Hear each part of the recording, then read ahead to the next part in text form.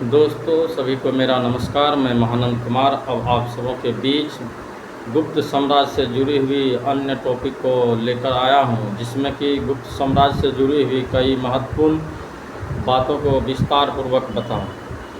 समुद्रगुप्त के जो दरबारी कवि थे हरिसेन, उन्होंने एक प्रयाग प्रशस्ति लेख उत्कीर्ण किया था।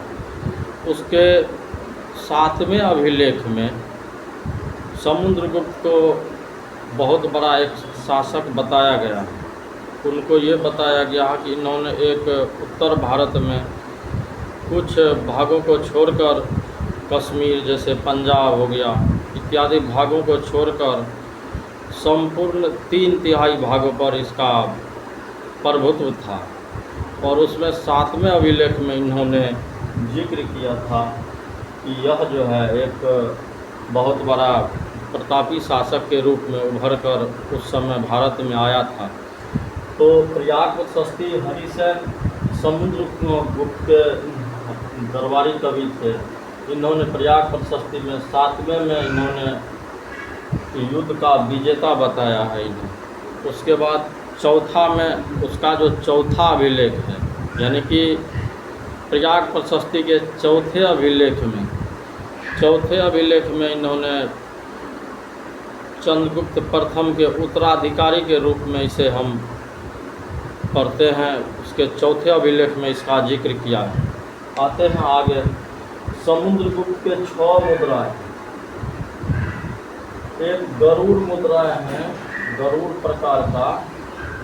जो गरुड़ प्रकार का है, इसमें सैकड़ों युद्ध का विजेता बता गया, यानी सैकड़ों युद्ध जीतने की इनमें शक्ति को बताई गई है। ये है समुद्रगुप्त के 6 मुद्राओं में से एक। जो गरुड़ प्रकार है, उसमें 6 मुद्राओं में से एक है जो सैकड़ों युद्ध विजेता बताया गया, यानी कि सैकड़ों युद्धों को इन्होंने जीतने का श्रेय अपने नाम किया है। इसमें कौशाम्बी अभिलेख है, जिसमें कौशाम्बी अभिलेख में भी जो है पहले ये कौशाम्बी से इलाहाबाद में जो है इसको स्थापित किया गया था।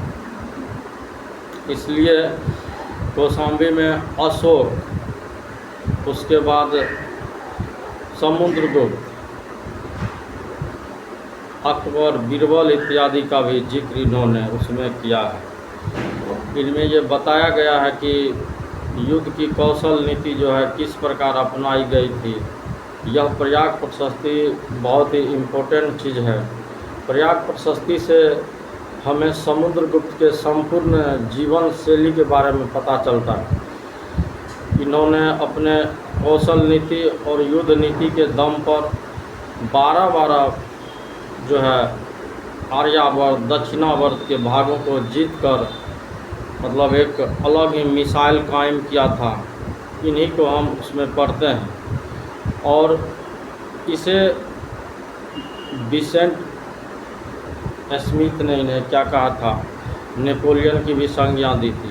इनकी जो कुछ मुद्राएं हैं उसमें बीना बजाते हुए दिखाया गया है, बीना बजाते हुए दिखाया गया है, ताकि उस समय संगीत के प्रचलन में इसका भी बहुत बड़ी हिस्सेदारी थी।